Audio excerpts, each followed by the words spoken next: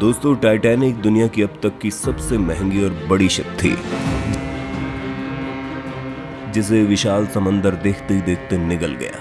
यूं तो टाइटैनिक पर जाने कितनी फिल्में और टीवी शोज बन चुके हैं, पर हर फिल्म हर बात सच कहे ये जरूरी तो नहीं। इसलिए आज हम आपके लिए लेकर आए हैं वो असली कारण जिसकी वजह से टाइटैनिक जैसा जहाज भी समंदर के आगोश में समा गया।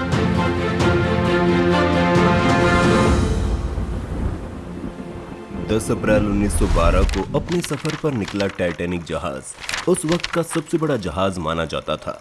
1909 में शुरू हुआ ये प्रोजेक्ट 1912 में कंप्लीट होकर अपनी पहली यात्रा पर निकल पड़ा। यात्रा थी साउथहैम्पटन से न्यूयॉर्क की। दुनिया भर में लोग इस नए जहाज को लेकर एक्साइटेड थे। Just remember that first view of the ship. It's just glorious.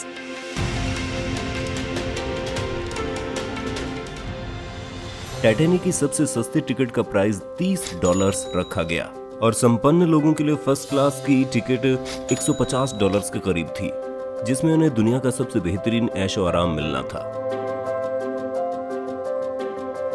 पर फिर 5 दिन बाद 15 अप्रैल 1912 को खबर आती है कि टाइटैनिक डूब गया और अपने साथ ले गया 1000 से भी ज्यादा लोगों को। पूरी दुनिया में शोक का माहौल था। सभी जानते थे कि जब टाइटैनिक अपने सारे सुरक्षा टेस्ट पास कर चुका था तो फिर ऐसा क्यों हुआ। Less equipments.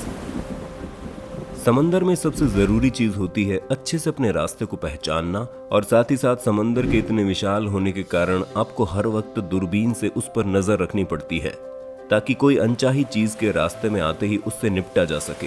पर टाइटैनिक में इस तरह के कोई साधन उस वक्त मौजूद नहीं थे। दरअसल दूरबीन की जिम्मेदारी सेकंड ऑफिसर डेविड ब्लेयर की थी, जो क्रू की रीशफलिंग के दौरान साउथहैम्पटन पोर्ट पर उतर गए थे। जाते जाते वो नए क्रू को चाबी देना भूल गए, जिस वजह से टाइटैनिक पर बहुत दूर तक देखना मुश्किल हो गया और उसका खामियाजा लोगों को अपनी जान देकर भुगतना पड़ा। वार्निंग्स वर इग्नोर्ड। ऐसा बिल्कुल भी नहीं है कि टाइटैनिक में अगर दूरबीन नहीं था तो क्रू मेंबर्स और कैप्टन खतरे से बिल्कुल अनजान थे। टाइटैनिक के आइसबर्ग से टकराने के पहले ही उसे अलग अलग शिप्स के द्वारा 6 वार्निंग्स दी गई थी, जिन्हें ज्यादा गंभीरता से नहीं लिया गया। ये सभी वार्निंग्स रेडियो द्वारा शिप तक पहुंचाई गई थी, पर शिप के रेडियो ट्रांसमिशन सिस्टम को क्रू के लिए नहीं बल्कि उसमें बैठे पैसेंजर्स के लिए बनाया गया था, जिसका मुख्य तौर पर काम पैसेंजर्स तक मैसेज पहुंचाना था। साथ ही एक दिन पहले रेडियो के खराब हो जाने की वजह से पैसेंजर्स के लिए आए काफी मैसेज उन तक पहुंच नहीं पाए, जिस वजह से रेडियो ऑपरेटर्स हड़बड़ाहट और तनाव की स्थिति में काम कर रहे थे। कई वार्निंग्स को शिप के कैप्टन एडवर्ड स्मिथ तक पहुंचाया भी गया, जैसे कि ग्रीक शिप अथेनिया ने जब टाइटैनिक को सचेत किया कि रास्ते में काफी आइसबर्ग्स हैं और जगह जगह पर बर्फ जमी हुई है, तो कैप्टन स्मिथ ने अथॉरिटीज से बात करने के बाद शिप का रास्ता भी बदल दिया था। पर कहा जाता है उसके बाद जितने भी वार्निंग मैसेज टाइटैनिक तक पहुंचे उन्हें कभी स्मिथ तक पहुंचाया ही नहीं गया।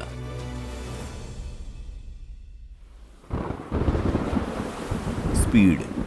वो पुराना भारतीय मुहावरा है ना कि जल्दी चलने वाले चले जाते हैं और धीरे चलने वाले पहुंच जाते हैं, वैसे कुछ टाइटैनिक के साथ भी था। वार्निंग मिलने और शिप का रास्ता बदलने के बावजूद भी कैप्टन ने टाइटैनिक की रफ्तार को जरा भी कम नहीं किया। टाइटैनिक की रफ्तार उस वक्त 22 नॉट्स प्रति घंटा थी, जबकि उसे 18 नॉट्स प्रति घंटे की रफ्तार से चलना चाहिए था। स्पीड को तेज रखने का निर्णय टाइटैनिक की मालिकाना कंपनी व्हाइट स्टार लाइन का था। वो चाहते थे कि टाइटैनिक साउथहैम्पटन से न्यूयॉर्क तक का सफर केवल 7 दिन में पूरा कर ले। टाइटैनिक की पहली यात्रा पर उसका लेट हो जाना मतलब उनकी साख को दांव पर रखना था, जिसकी वजह से कैप्टन पर अतिरिक्त दबाव था। बाद में विशेषज्ञों द्वारा ये माना गया कि अगर टाइटैनिक की रफ्तार थोड़ी कम होती तो उसे बचाया जा सकता था।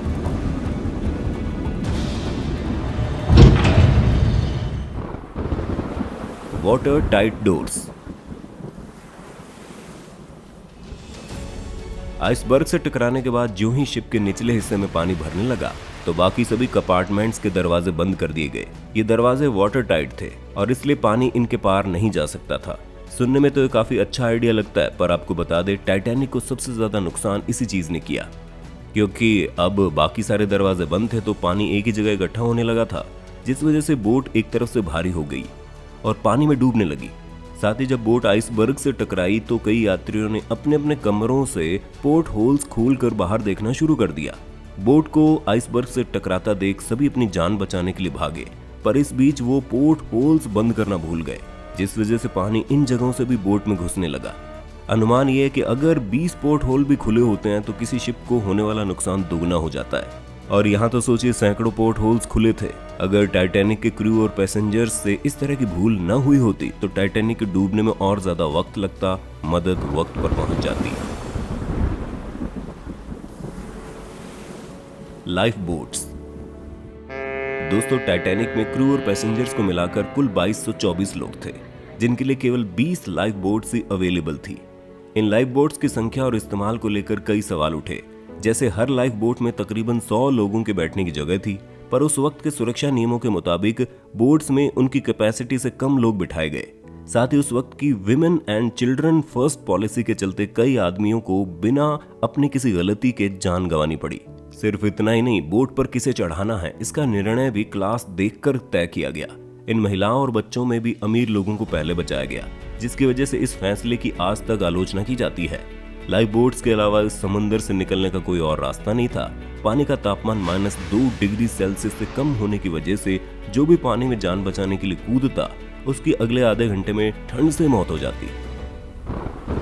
Act of God.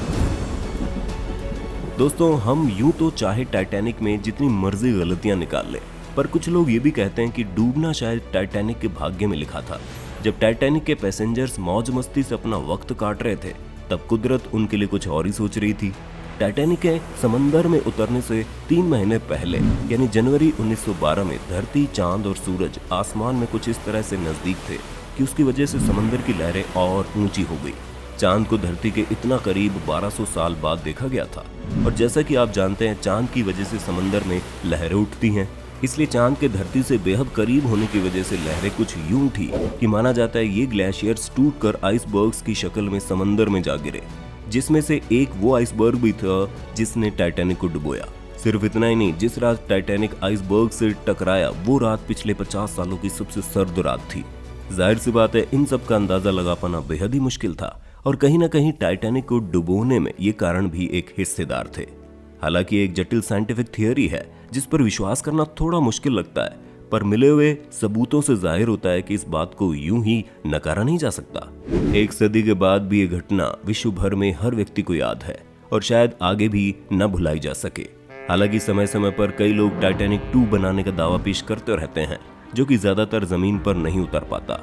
पर हाल ही में एक Australian company blue star line ने घोषणा की थी कि 2022 तक शायद उनका ये प्रोजेक्ट आखिरकार बनकर तैयार हो जाए। आपके टाइटैनिक 2 के बारे में क्या विचार हैं, हमें कमेंट सेक्शन में लिखना ना भूलें। आज की वीडियो पसंद आई हो तो उसे लाइक शेयर जरूर कर देना। ऐसे मजेदार वीडियोस देखते रहने के लिए चैनल को सब्सक्राइब करें और हर लेटेस्ट अपडेट के लिए बेल आइकन पर क्लिक जरूर कर दें। हमें दीजिए इजाजत। आपका बहुत बहुत शुक्रिया।